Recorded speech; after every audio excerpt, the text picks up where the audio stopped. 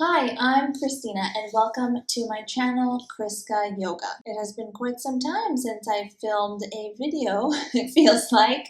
I apologize for the gap in videos, the kind of irregular schedule and my uploads. Things have been different. Things in my life have been different.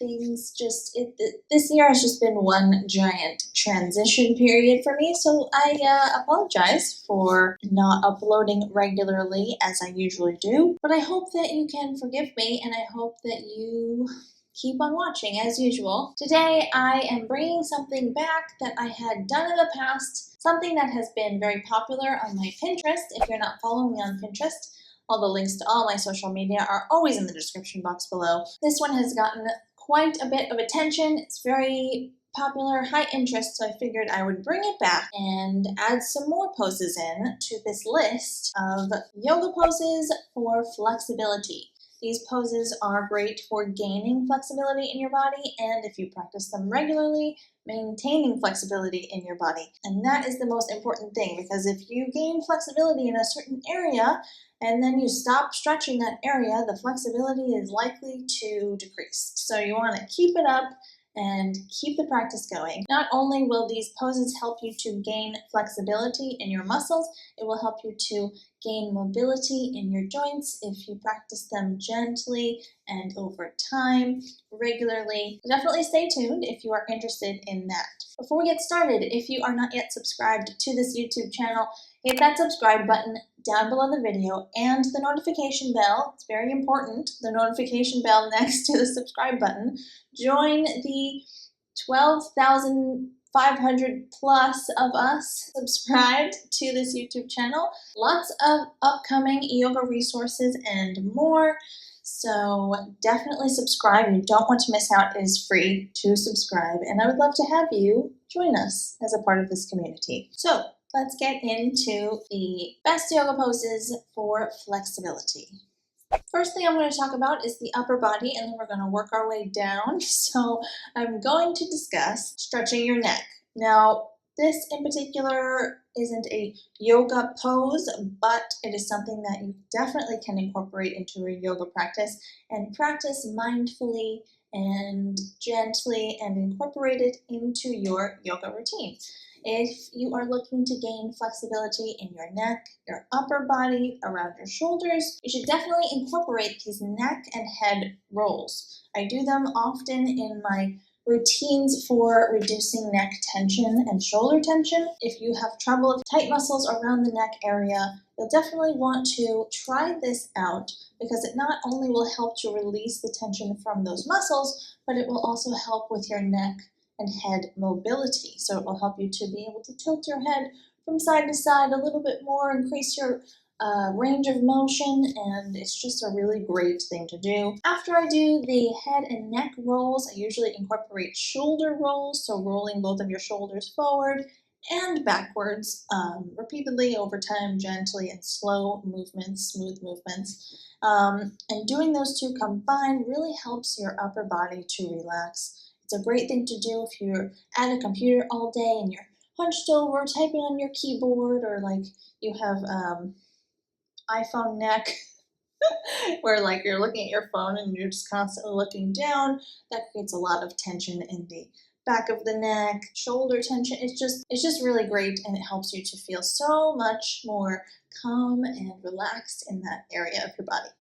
The next thing I'm going to talk about this is a yoga pose. It's an actual part of a yoga pose. These are the arms for eagle pose. So eagle pose generally is a balancing pose where you stand on one leg and you wrap your opposite leg around that leg, bending both of your legs into a somewhat chair pose position, if you will. And then to incorporate the arms in that pose, you bring your arms in front of you and cross them in front of your face and reach the fingertips up towards the ceiling. I don't generally do the full expression of this pose when I'm just focusing on the arm and shoulder flexibility. I do the arm portion of this pose in a seated position, either in Sukhasana, with my legs, so easy pose, or just sitting on a block in hero pose, modified Virasana. It's great for stretching the outer shoulder area, the outer arms, the upper back, releasing any tension around the shoulder blades, and that type of thing. This is just a really great way to open up the upper back and increase your range of motion in your shoulders. Definitely when doing this pose, you have to repeat on the other side. Even though you might not feel as though it's important, it is definitely important to do both sides of this pose to maintain symmetry in your body. Another thing to do for shoulder tension, upper body flexibility, and increasing the range of motion in your shoulders is the arms from cow face pose, also known as Gomukhasana. The legs for this particular pose can be tough, especially if you do not have a wide range of external rotation in your hips. I generally just stick to doing the arms and I keep my legs in Sukhasana or easy pose because for me, I don't have that much external rotation in my hips. I have, for some reason, more external rotation in my left hip than I do in my right hip. I'm sure a lot of people can relate because we're not all symmetrical. Bodies are different on one side than the other. So anyway, this pose, the arms of this pose is a really great way to stretch your triceps and also to stretch the front of the shoulder here, open up the chest area, and just once again increasing the range of motion and the flexibility in your arms and shoulders. This can help you with a wide variety of things in your everyday life, and if this is a particular area that you are looking to gain flexibility in, I highly recommend practicing this pose.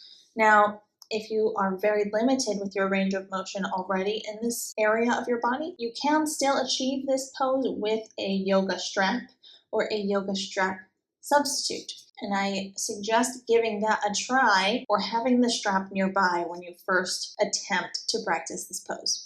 Next, we're going to move on down to the back, lower back, mid-back flexibility. When we talk about gaining back flexibility, we mainly are referring to arching the back and opening the chest and shoulders so that the back can come into a deeper arch, perhaps coming into deeper back bends for poses like Urdhva Dhanurasana or upward facing bow pose, Dhanurasana, bow pose, dancer pose, camel pose, things of that nature. So in order to begin to increase your flexibility in that area so that you can do deeper back bends, I would highly suggest practicing more gentle poses first, such as bridge pose. This is something you can do on your back. You can do this in a restorative manner as well with blocks underneath your pelvis. But if you want the more active version, you just lift your hips up towards the ceiling and bring yourself into an arch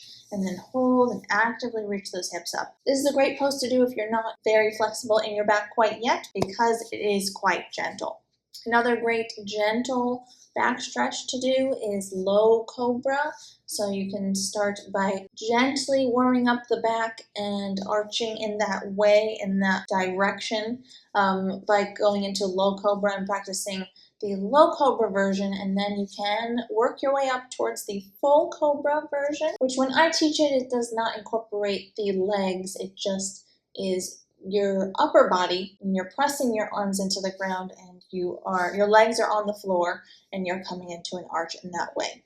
Next, we're going to talk about the hips. There are tons and tons of hip poses that you can do, but these are just some of my favorites. For one, you can come into bound angle pose. This is a great one to gain flexibility in your external rotation of the hips and your hip flexion as well. You can do this pose by sitting on the ground, placing your feet together in the center line of your body and knees out to the side. And you can get even deeper into those hips by, as you're folding forward, bringing your elbows to your knees and gently pressing your knees down towards the floor as you fold forward at the same time. This might be quite intense, especially if you are still very tight in that area, but it is something that you can work your way up towards and continue to increase your flexibility in that area. Another very gentle hip stretch that you can do lying down is apanasana, or hugging the legs in towards the chest. Very gentle. You can do it with props. If you are still very tight and can't hold on to your shins, you can hold on to the backs of your legs, or you can even use a strap to hug your legs in towards the chest as much as you can. Very gentle, very relaxing pose, helps to calm the body down and stretch your hips to gain more flexion in the hip joints. Another great one that I like to do for the hips is thread the needle. Also works those external rotators in the leg that is turned out and on top. This pose is also known as supine pigeon pose, which is another great hip stretch, but it is quite intense, and you do already need to have quite a bit of flexibility in order to attempt pigeon pose. So that's why I always suggest thread the needle first, or supine pigeon pose first. Your legs are brought into a number 4 shape, so they look like a number 4, and then you hug them in towards the chest. And this helps with flexibility in the glutes, the hamstrings, and the hip flexors. Now, moving on to the quads. Great stretches for the quads include low lunge. So low lunge, where your knee is down onto the floor, you're in a lunge pose with one leg forward. The back leg is where the quad stretch is happening. The stretch is also great for the hip flexors, so it stretches both simultaneously, but you will need to do both sides in order to get the quad stretch on both of your legs. The back leg must be on a diagonal so that the front of the hip and the quad gets a nice deep stretch. You can deepen this stretch by coming into lizard pose, by walking the front leg out to the side and bringing your forearms down onto the ground. This just gets a bit deeper into the hip flexors and into the quad on the back leg. So the hip flexors deepen, hip flexion is deepened on the front leg, and hip extension and quad extension is deepened on the back leg, which is why you need to do both sides to maintain symmetry and keep flexibility somewhat as even as possible, because like I said earlier, your body is never 100% even on both sides, but doing both sides of a pose is crucial in order to maintain as much symmetry as possible in your body. The next pose for your quads that is very intense, I have no idea what the name is. I've heard it called supine Matsyendrasana, which is reclined fish pose. Reclined half lord of the fishes, perhaps. Anyway, I'll show it here. It's an excellent quad stretch, very intense. In this pose, it is very important to prioritize keeping the low back on the floor to prevent any pain in your back. So if your bottom leg needs to lift off the ground a bit in order to keep the back on the floor is the priority here. But you will still feel quite an intense stretch in your quads and your hip flexors on the leg that is on the ground. So those are all the poses that I'm going to be talking about today. I'm sure you know already there are tons and tons more poses that I can discuss in order to gain flexibility or more flexibility in your body and to become more flexible, more mobile, and just feel better overall. Less muscle tension, the ability to move better. Flexibility is a wonderful thing. And there are so many more poses that I can talk about. So if you want me to make another one of these types of videos, give me a thumbs up and leave me a request in the comment section below. Also, let me know of any other videos you want to see on this channel. I will be posting regularly and a little bit more frequently coming up soon. So leave me anything you would like to see from me down in the comment section below as well. So give this video a like, leave me a comment, subscribe to this YouTube channel, and hit that notification bell right next to the subscribe button. If you are not yet subscribed, it is free, and I would love to have you as a subscriber on this channel and as a part of this community. Just in case you don't know, I have a yoga membership site where I provide full-length classes that are ad-free, a wonderful community of people, 2 live streams with my members only every single month, tons and tons of yoga classes on there as well, and new ones every single month, new guided meditations every single month, access to my premium yoga courses and programs that I had available for purchase separately but are no longer available for purchase separately. So in order to get those courses, you need to be a part of the membership. There are tons of resources included in this membership, and you can now get it for 30 days for free to try it out. So if you are interested and want to try it out, see if it's the right thing for you to help build a yoga habit in your life.